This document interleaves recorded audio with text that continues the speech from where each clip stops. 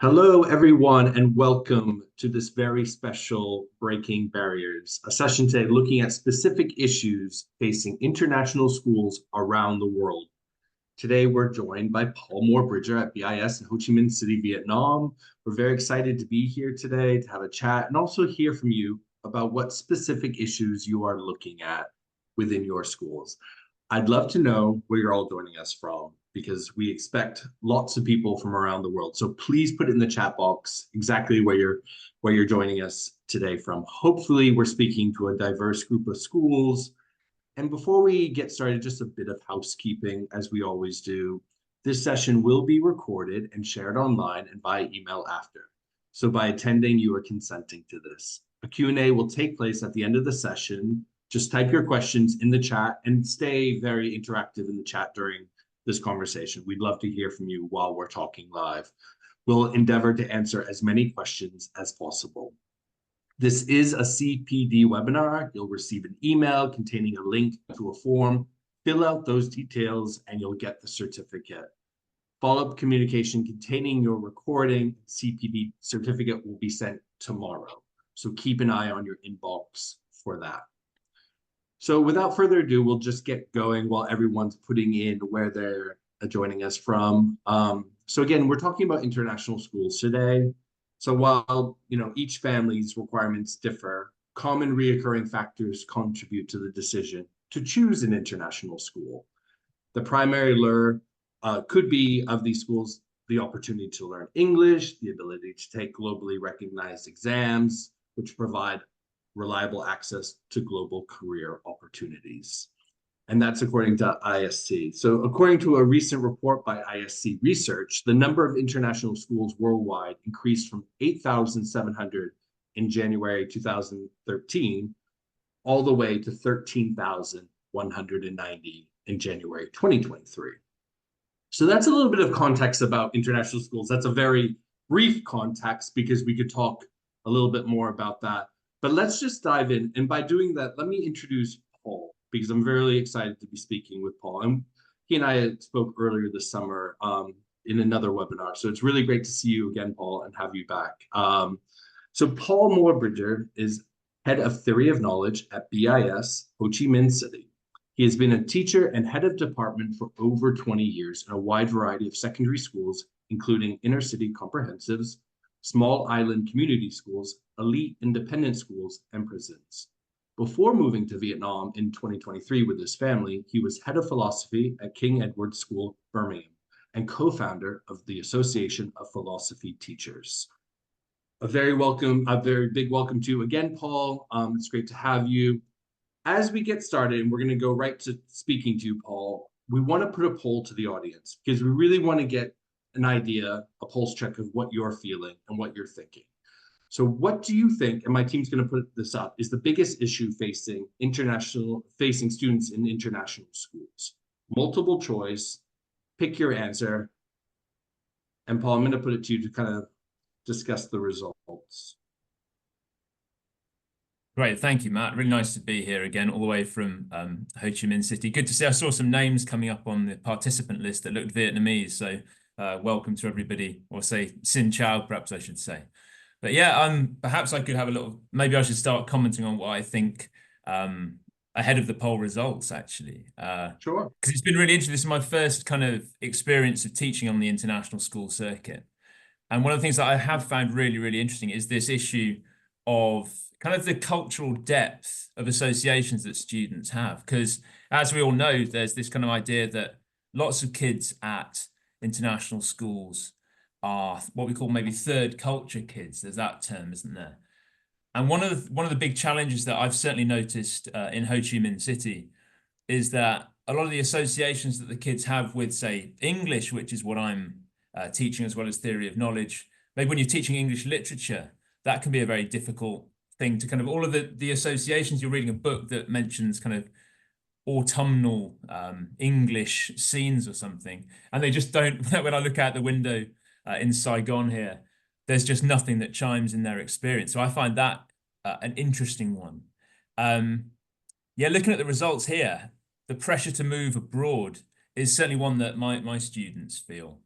And it's an interesting one, isn't it? That idea that you're, in a way, when we're doing this international school education, there's that thing in the background where we're educating them to leave their home country quite often. This is certainly the case in Vietnam, where I'm teaching, to go to the US or to the UK to study, but also actually the study there is a precursor to living abroad. So there's this sort of thought that we're preparing students to to go somewhere else, and that's a different sort of thing. Certainly, it was new to my experience. I think that does present challenges. Yeah, absolutely. And I think maybe we can kind of dive into that because that is a huge percentage, this idea of the pressure to move abroad. And if we pair that with disconnect from their own culture, which is coming in at 27%, there is a common theme. These are overlapping. It's a feeling of being isolated maybe from certain things or future isolation. So it's very emotive, right? It's this idea of, again, as we contextualize in the beginning, it's exciting to be in an international school. You're teaching there. It's a world-class education, but these are some of the barriers facing both teachers and students. And yet we're here and yet we go on. So I'm really curious, like if we can dive in now, and just really kind of think about maybe there's some common themes that are coming out in the audience and maybe some takeaways for the audience that have been helpful for you, Paul, within your school. And maybe like with that idea, we could just start talking about this idea of the student and being prepared for sort of international mindedness and like being globally aware. So preparing the globally aware student. Do you want to maybe talk a little bit about that? Yeah, sure. I mean, we've hit some pretty big issues pretty early on, haven't we? But isn't this fascinating? This is about the nature of the kind of connections that people make. Because what we're talking about there is the fact that people might be going away to where they lose a lot of their local connections, a lot of their family connections, a lot of their local networks. But at the same time, and this is, I think, the idealistic thing behind a lot of international school teachers, we're also connecting them into this global network. Yeah, we are. I think a lot of us who go into international school teaching want to think that we're preparing students for the world, and we have this kind of like cosmopolitan understanding. We think that we're part of, it's actually a good thing. I teach the IB curriculum, which very much is predicated on trying to make the world a better place by making it a more international place. And I think I get a lot of energy from that thought. And I know a lot of my colleagues do. And I think the students find it really exciting too. They think that what they're being part of, and I think this is that question, the direct question, what do I mean by kind of international mindedness or this kind of awareness? It's an ethical commitment to say I'm going to be interested in not just what's kind of local to me, but kind of everything is local to me. Everything is potentially of interest. And I think that is that kind of cosmopolitan ideal, which has come under a lot of pressure recently, hasn't it? I know there's sort of a lot of nationalistic feeling. Some people who are teaching out in some countries of the world are aware that their international schools are under some threat from government, and there is a kind of a growing political sense of the national. And I think we're maybe us international school teachers, we're looking at something a bit different. We're saying we have a more optimistic vision of globalization, I guess.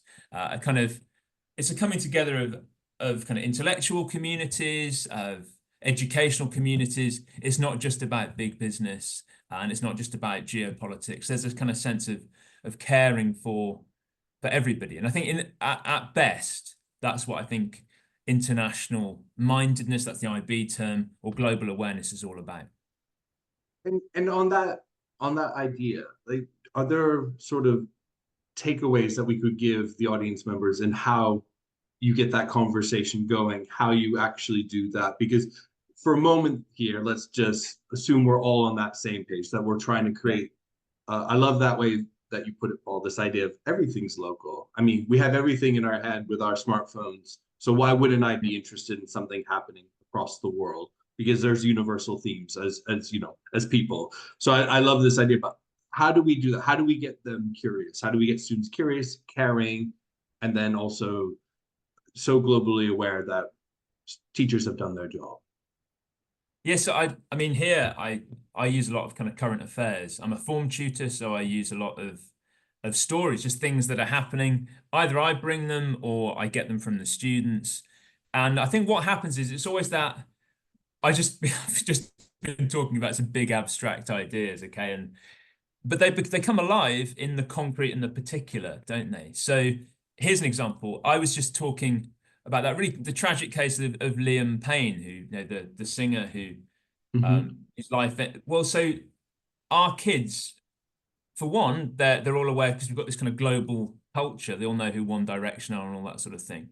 But as we discuss his case, that raises loads of other questions about the nature of fame, of pressure, of again, he's a figure that they could empathize with because he's again someone who's isolated, gone off, and is a so there's that kind of familiarity and an ease to empathize with the particular. Or then again, I mean, I was talking to my students about the BRIC summit, the China, Russia, Brazil, everyone getting together to discuss kind of another kind of geopolitical kind of power structure, and that was really interesting because suddenly we ask ourselves, and this is really funny for me as an international school teacher. I say, well, look, here I am in the British International School in Ho Chi Minh City, where obviously I'm here because there's some sort of cachet and power to British education. How long is that going to last? Soon, are all of the kind of English speaking teachers going to be shunted out? Are we gonna is the international school market going to be much more kind of Chinese dominated, Mandarin speaking? Just fascinating questions. And the kids, because they are aware that they're buying into a particular education, they can see the different the sort of shifts in power. I'm in Southeast Asia, but I'm kind of representing the global West. It's fascinating. It really is. That's a very powerful juxtaposition as you describe it. And I think we have schools I can see from the chat from all different parts of the world, not just Asia, but your cohort, and I think we've talked about this before, is describe your cohort because I wonder if there's some similarities with other schools' cohorts of students. How would you describe the mix and some of the challenges facing, whether it's English as a second language, a community of learners from other places in the world? Tell me. Yeah, yeah. So I would say that the mix of our students is roughly around sort of 50% Vietnamese. But when I say Vietnamese, that actually covers quite a lot of, in terms of linguistic competence in English, quite a big range because you've got some students who are, for whom their first language actually is English, but many for whom it isn't. And what's quite interesting again with that cohort is you've got differences between the parental language and the students' sort of most fluent language, which creates an interesting kind of separation there. But also then the rest of our cohort, we've got around sort of 20% are Korean students. There's lots of Korean companies working here. Quite a few, and then there's sort of Europeans and Americans and whatnot come, on business. But there is that whole range of English language ability. And I guess that's an interesting challenge. It's certainly a challenge that our school feels very acutely because we're always saying like this, and this is one of the reasons why actually talking about the day is an interesting, we're always interested in literacy as our main thing. We think if we can get the language thing, the English language thing sorted, then it's kind of what the customers want, but it also makes the educational thing a little bit easier. But what's interesting about that is trying to, I don't know if we're going to talk about this a little bit more, but when there's such a focus on language competence, I think it can quite often be a little bit boring, to be honest. And so for me, one of the reasons why I'm so interested in talking about current affairs with my students, and this is in English and literacy classes as well, is because I think when we're teaching English, and we're aware that lots of people are just buying into the education because they want to they need the competency to go to the university program that they desire. We need to have a richer conception, I think, of what that kind of linguistic competence means. And I think for me, it means the ability to think critically, to think imaginatively, and to see English as a medium for you to actually kind of transact in the world and kind of be, I want to say political with maybe a small p, but it's something where it's the tool through which you're going to understand the world. And that's a really big thing for our kids. And one of that, back to that culture point, Mm. actually we're giving English is going to be the medium through which they do their academic life. They're going to think in English as opposed to whatever their mother tongue was quite often. That's a huge thing, and it's a huge responsibility, I think. That is, and you've given me something to think about. It's expanding this notion of literacy. It's not like, are we reading the words on the page? It's how are we thinking in such a critical way that it will form the foundation for further education, whether that's university, the workplace, and really as a global citizen.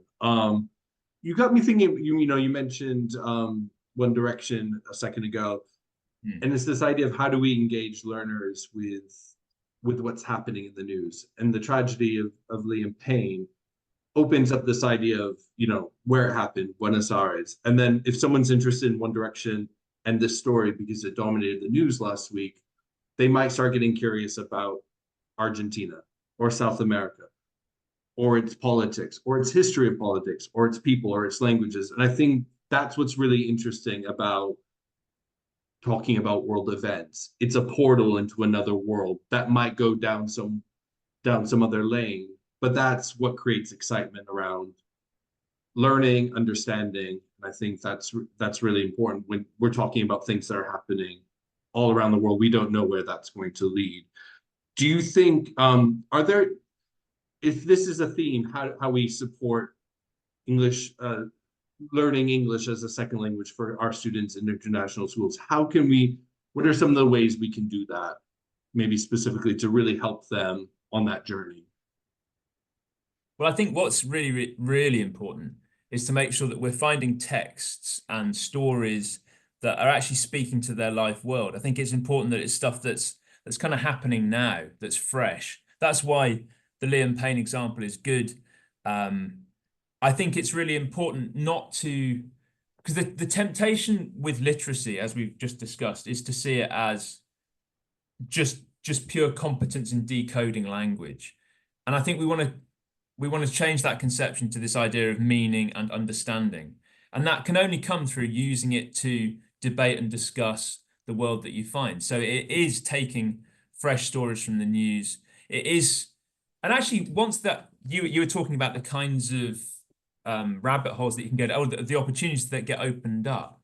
I often find that the students themselves, once you introduce a story, will find their own as well. They'll bring stuff to you. So, for example, I found that I was talking. We were having a discussion about whether or not there should be a free NHS so that should there be a free national healthcare system in the United Kingdom.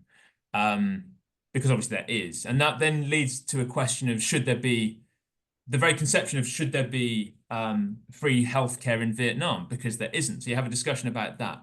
And then the students start telling you, so I tell them about England or Great Britain, and they start telling me about Vietnam. And that little conversation spun off into one boy just telling me at great length the sort of the political history of the Communist Party in Vietnam. Now, I had no idea that that was going to happen. But suddenly what you're getting there, and this is something I think that's really, really important, is you're getting people just conversing, talking, connecting ideas. And that, for me, is what really, really matters. The fact that we're using English, not in this isolated, here is a text, let's decode it. It's here is a language that opens up things, that connects things, and starts to become I kind of the natural medium for our thinking, our speaking, our conversation. And that's so yeah, I'm really kind of very keen to push this other view of what we might mean by literacy, because I think we've got often a rather kind of attenuated view of it. Yeah, I think you've really expanded that. I think that's something I'll be reflecting on.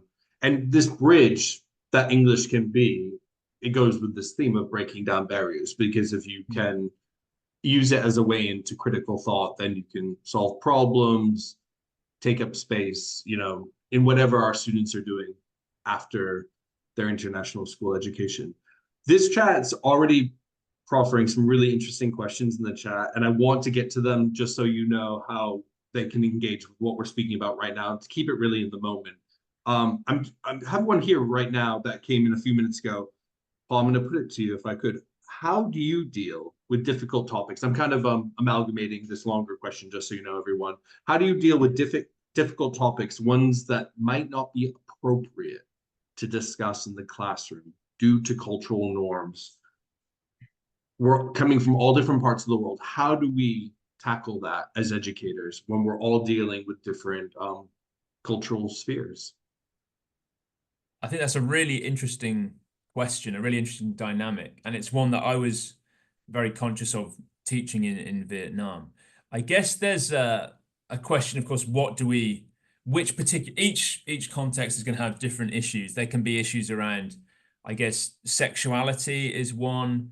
The one that's caused a lot of problems for us, actually, interestingly enough, has been how to deal with the conflict in Palestine, and sort of Israel-Palestine stuff. And there's this real sensitivity around how do we talk about that without being, on the one hand, anti-Semitic, all of those really difficult issues. And I think this is speaking kind of personally. I think what I've experienced here is that so long as you've set up, and this is something I think is really important, if you've got kids you trust and who trust you, you've got this space where conversation and discussion is something that's a habit, where everyone knows that their voice is genuinely valued, that they will be heard, that they won't be misinterpreted. And I think there's this really important thought that nowadays everyone's very sensitive about saying the wrong thing because they're aware that there are certain things that you shouldn't say, and if you do say them, you will be attacked. There'll be an instinct to attack you for saying the wrong thing. If you can build that culture, and it takes time, it really does, then I think you get a sense of the dynamic in your classroom where you can realize how far you can take things. And actually, I think it's incredibly important that as educators, we see it as a role, not exactly to push the barriers or whatever, but to make it a place where people can say what they think and have that valued and discussed. Clearly, there's going to be limits if some people have got highly offensive views and all the rest of it. But that's what I'm trying to say, I think, is that the more you build the ordinary discussions, as it were, the better, the more robust your community of discussion becomes, and then the better you can deal with. You can do more stuff. Yeah, your muscles are stronger in a way, so you can deal with harder topics. But yeah, it's hard, right? That's clearly a difficult thing. No, absolutely. And I think the thing I really latched onto this idea of a safe space. When students and teachers feel, as you say, it's safe to say something and get it out there, then robust debate, conversation can occur. And this might be a shameless plug for what I do every day, but I believe so strongly in our mission that I have to say it. That's what the day does when we're talking about conflicts as like Palestine and Israel, this idea of how do we present something impartially so that students and teachers can come together, as you've described, Paul, and talk about it. And we do that through our 6 steps to discovery, which I'm sure you're familiar with and other teachers are, this idea of how do we listen to our classmates? How do we find our own voice and articulate it? How do we distinguish between subjective opinion and firm fact? And how do we hone that media literacy so that we're diving deeper and looking at other sources and really getting a comprehensive view of really critical subjects like the one you mentioned. So I think that's really great. And just as an aside, because I was going to say it at some point, please feel free, if you are new to the day, if you're not already a member, contact me. I'd love to show you how the day can be used in any international school, anywhere in the world, and can be adapted to fit your learning objectives. My team will put some information in the chat just so you have it. But that was a really great moment, Paul, just to talk about that. Those conversations are hard. They're not easy. They're not easy for adults. We know some teachers have used our tools just to understand complex subjects themselves with no shame attached, because we're all learning, whether we're a student or a teacher. We're all growing as learners. So yeah, Can that's I really just, interesting. yeah. You're going to Can say I just something, Paul? expand something quickly on that? If that's one of the Please. really interesting things about being in an international school environment is that you're aware that there's kind of like two sets of values at play because you're with the British international school and we take great pride in sort of this Britishness and a set of values that come from the United Kingdom and our political traditions. But then you're in Ho Chi Minh City. This is in Vietnam. And I think we're all in that kind of, we talked about the duality of cultures that the students experience.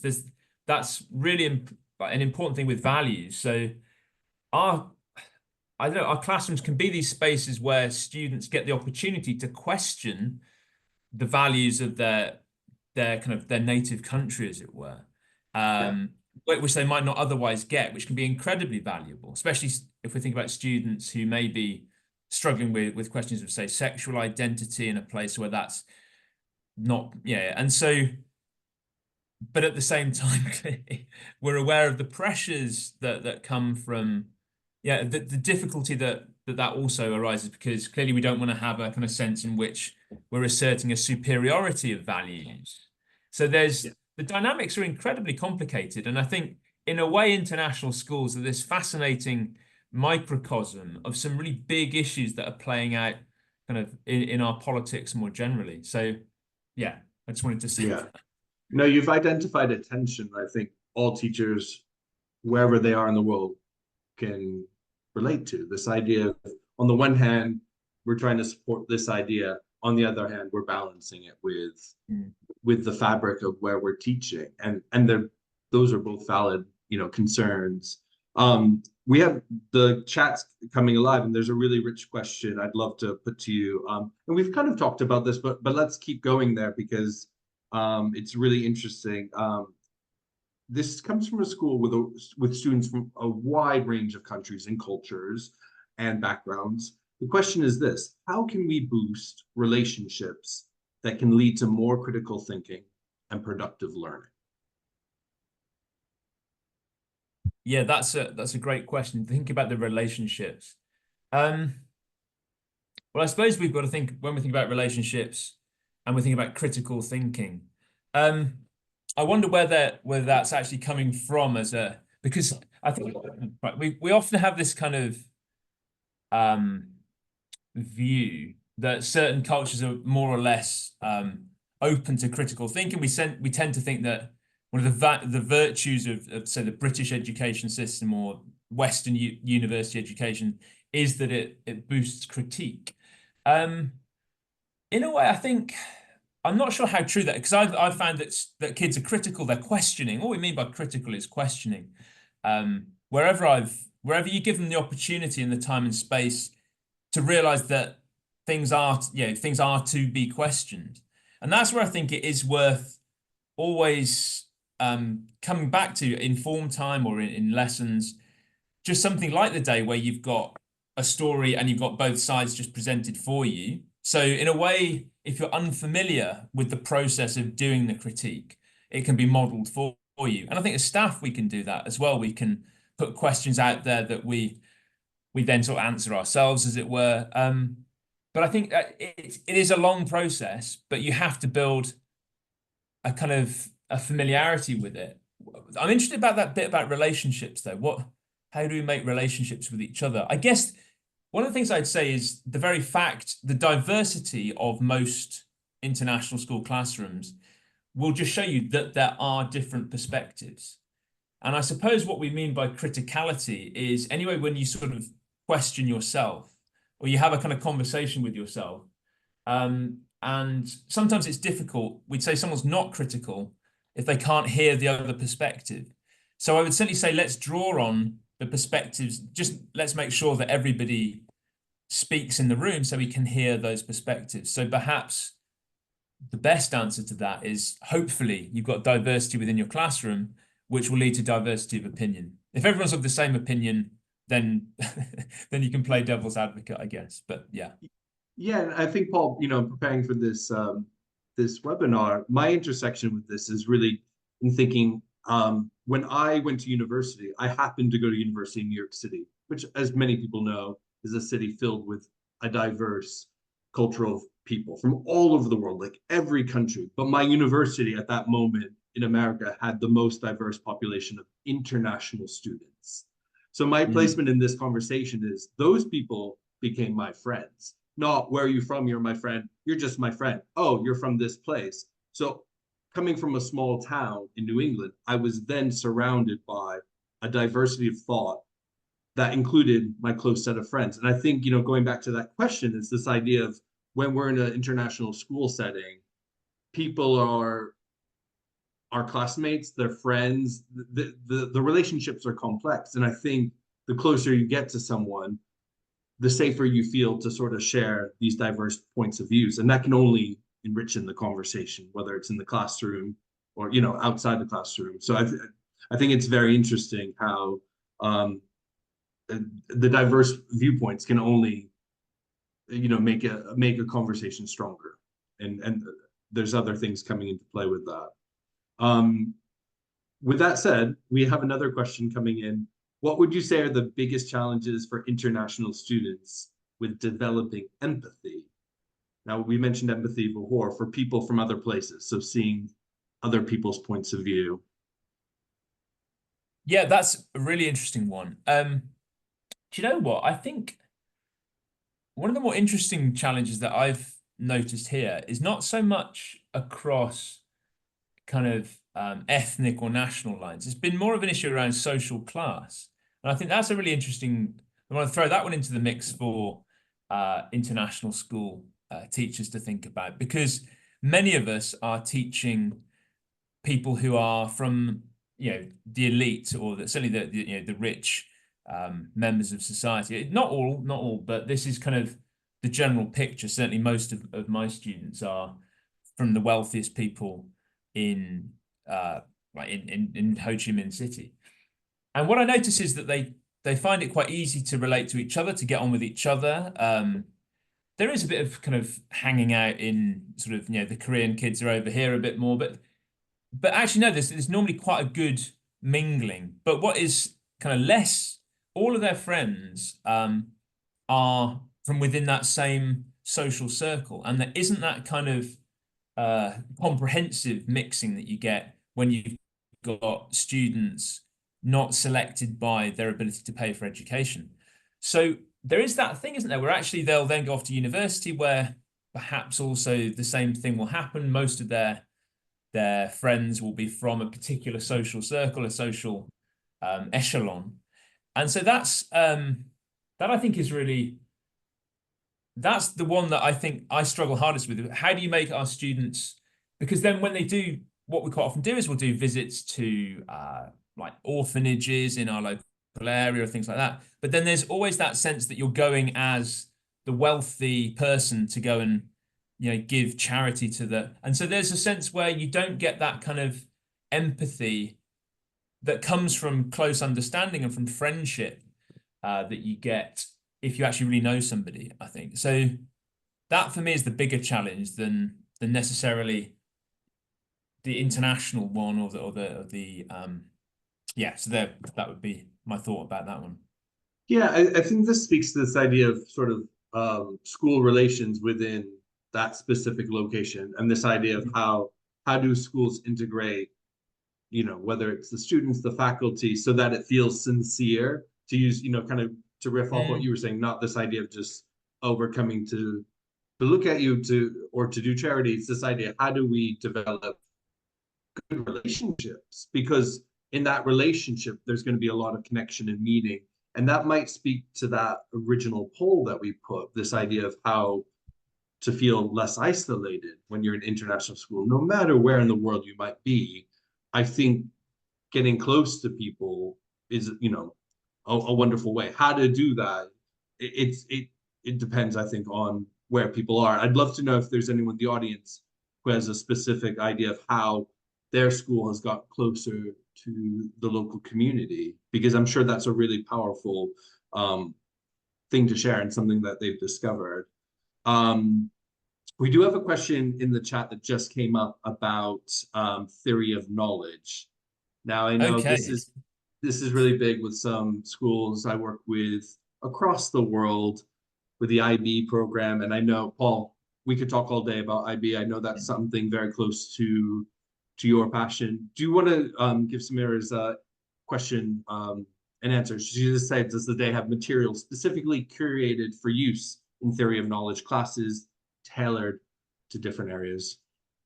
So I think what you've got is there is a tab for theory of knowledge where stories are kind of linked, or according to the categorized, I guess, according to their usefulness.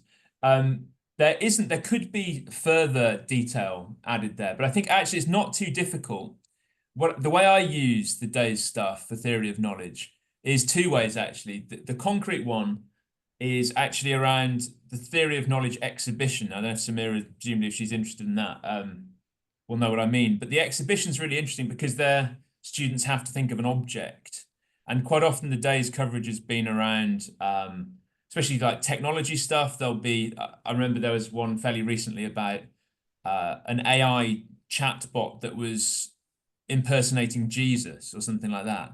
And that was an astonishingly interesting object. And there are always these objects, especially in the technology section or the science section, which could be a very interesting focus for the exhibition. So I always look out for, I don't actually always necessarily look under the TOK section for those. I look under the science and the technology stuff. The other thing similarly is actually that you can use the day's stuff for examples for the essay. Again, the sort of the science stuff, but also the arts. There's very good arts coverage. And depending on which particular essays come up and the areas of knowledge that get focused on, you've always got interesting, it's a really good first place to go before you then deepen your research or follow up some of the lines of inquiry. So I find it really useful for those two things. One is exhibition objects and essay examples. Apologies to those people who don't teach theory of knowledge. But no, yeah, but this is a common theme for international schools. We actually have another question from a teacher about the IB curriculum, and this is actually getting to the point of the example we used a few minutes ago is about the curriculum, the IB curriculum, facing difficulties really relating culturally with students. For example, this teacher, and this is a fair point, their students didn't know who One Direction were. They didn't know who they were, for example. So how do you, Paul, kind of curate and select those resources carefully so that it lands, and how do you really kind of bridge that gap between students' existing knowledge and that event? That's really interesting. I guess that's one where again, the dynamic of your students. I happen to know that a lot of my year 13s are really interested in pop and whatnot, and so he was a figure, but also I find that they teach me lots of stuff that I don't know about as well. So there's various things about skibbity toilets that I've discovered from my form and dreadful sort of social media stuff that's going on. But I think, no, it's a really interesting question. You've just got to, I guess, the more you know your students, the more that you can fill in the gaps and know what will connect with them.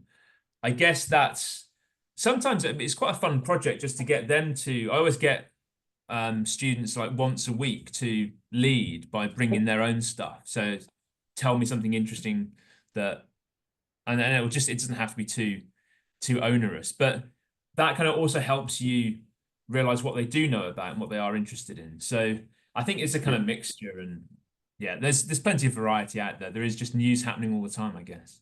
Yeah, and just talking about this, getting some really great feedback from what other teachers are using as tools. Mark talking about what he's doing in London, repetition to develop relationships, developed links to local eco spaces. That's really incredible. It's all in the chat, so I won't read it all, but students are going there to create those relationship connections. So really thank you for that, Mark. And yeah, so other questions about IB. So Julie will get to those as well. I think those are some really good points in how we can help curate those IB subjects. So we'll take that on board and take it away after this webinar.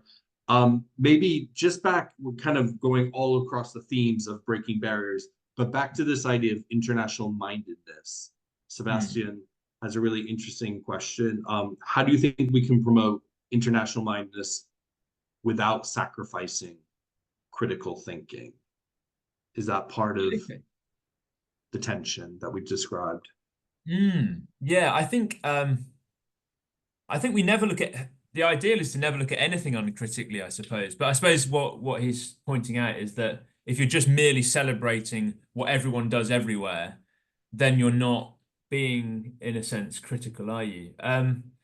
I guess it's that thought that everything is open to question, including what you yourself believe. So it's a kind of sense in which we are wanting to connect with other people, but we're interested in other cultures, we're interested in what's happening, but we never take, I suppose the thought is to never take anything kind of dogmatically or without sort of throwing it open to question. I think it's true in your own life, right? If you don't question yourself, then you don't know why you believe what you believe. And it kind of, so I think it is, yeah, that uncritical promotion of, so I personally often ask my students, like, why are you at a British international school? What's that all about? That very Yeah, basic question, the fundamental premise of international education. Am I a kind of tool of English linguistic imperialism? There's quite a good, there's an argument to say I am, right? We are brought in, there's a system whereby knowledge has been captured by um, the big universities. Why are they the famous universities that everyone wants to go to? Well, they've got the best publishing record. Why have they got the best publishing record? Well, because all the journals are in English, etc., etc. So there's quite a good, why are people paying tens of thousands of dollars to send their kids to my school? Well, they're buying into that. So that kind of, I think if the students are aware that it's up to, the very fundamentals of the whole thing are open to question. yeah, Yeah. And it can be an uncomfortable thing. Then I think that's how you do it. That is, it is that building a culture where you really are genuinely critical. So whatever you're coming across or whatever you're bringing up, the assumption is we're going to be questioning this. We are going to be yeah, asking questions. We're not going to just take anything as beyond. absolutely. And if I could put it to Sebastian as well, and it came up in the chat a few seconds ago, so I'd be remiss if I didn't mention it. Anyone who's joining today who wants more information about how the day can help promote international mindedness, hone critical literacy, critical thinking, so that your students are engaging with subjects with nuance and a comprehensive view, just contact us. We're offering a special discount, 20% off just for coming and staying with us during this really interesting chat with Paul. You're making it more interesting by giving us all your takeaways so that we can adopt them as well and share them across our community of international schools. So my team put that link up in the chat a few seconds ago. So please get in touch with us. We'd love to show you how the day can work for your school and adapt to your school's needs and your learning objectives. And with that said, I also wanted to just say, can we talk about the future? Can we go, where are international schools going? Now, we talked about how they are growing. We gave that statistic at the beginning. We've seen a quantity increase. But what we're in the middle of the 2020s. Where are we going as international schools? Can we speak to that? Yeah, I can. I feel quite strongly about this. I might say things that are, I don't know. I don't know. I'll say what I think. I think there's two ways in which they can go, in which they are going. I think they're expanding. There's going to be more of them. Sure, that's a fact. What interests me is how they expand and what types of schools that emerge.